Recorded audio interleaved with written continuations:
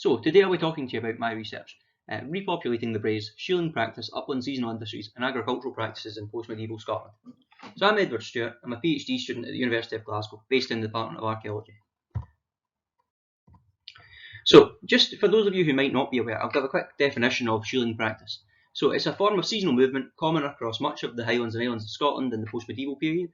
It's part of a similar tradition which can be seen in the north of England, Ireland and in some Scandinavian contexts as well, and it involves the moving of livestock, particularly cattle and in some instances goats and horses too, to upland pastures over the summer months, and the residence of a community of herders comprised mainly of younger women and children.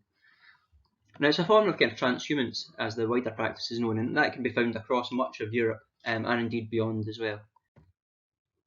Now there are many mentions of kind of shieling practice within popular culture, from songs kind of like Mary's Wedding to even kind of more recently Pete and Diesel's Brandy and the Array. And you can see here kind of popular representations of these, often kind of inspired by antiquarian and illustrations from the grand tours or the grand domestic tours of the kind of 1700s. You can see here as well a nice photograph recorded in the 1930s where the practice still continued in some of the Western Isles. So towards the aims of my research then, so what was the relationship between shieling practice and other upland seasonal industries and practices in the Highlands of Scotland? How did the changing social and economic practices in the post-medieval period impact the development of shieling practice?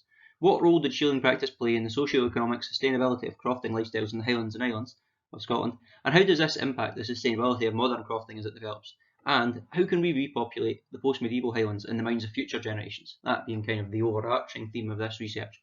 And that will primarily be done through the reinterpretation of these landscapes within the portfolio of the properties of the National Trust for Scotland. So this chart here is just to try and kind of illustrate the network of activities that go on within these kind of shieling landscapes. So as we can see here, we've got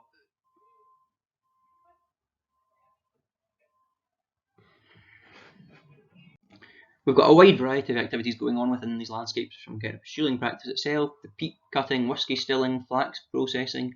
We might have aspects of poaching and hunting going on as well, fishing. There's kind of movement between the upland and lowland settlements as well. So in terms of the methodology then of my research, so primarily I'll be looking at using desk-based assessments, desk-based methods to identify shieling landscapes and features within these. So that might be archival research, aerial photograph interpretation and LiDAR interpretation as well, where possible, as well as kind of historic map work and the like. Further to that, I'll be carrying out walkover surveys in my three main case study landscapes to try and identify clusters of shieling activity and other upland associated seasonal industries as well. And finally, I'll be carrying out excavations to try and kind of establish a chronology for these features and understand some of the more ephemeral features within these landscapes. So the three main case studies are Glenlea and Glencoe, White Bridge at Marlodge and Bendai and Cara. Now, beyond them, I have another series of kind of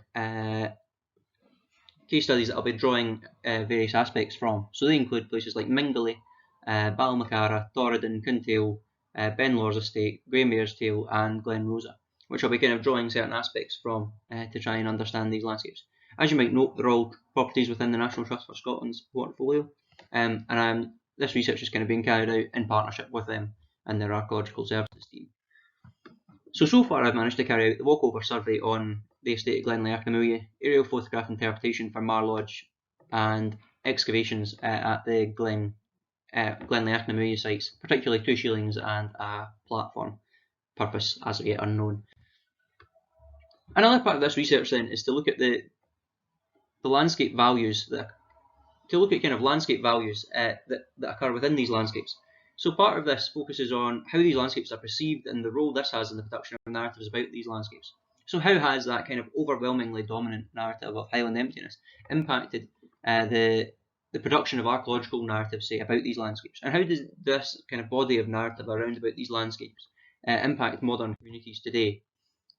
If we think about that kind of idyllic, empty Highland landscape that's kind of so often hammered through Visit Scotland's adverts and the like, how does that impact modern communities who live within these landscapes today and their access to services and needs and kind of arguments for and against developments within these places, and whose needs are being taken into account? That's jump. A part of my research also kind of focuses on the role that fieldwork can play as a kind of repopulating almost of these landscapes, which are now viewed as kind of empty. And as you can see, here's some photos from fieldwork I've carried up in these landscapes. I'll just conclude then. So I'd like to thank the Scottish Graduate School for Arts and Humanities Doctoral Training Partnership for funding this research. I'd also like to thank Dr Michael Given, Dr Rachel Oppitz and Dr Shan Jones for supervising this project.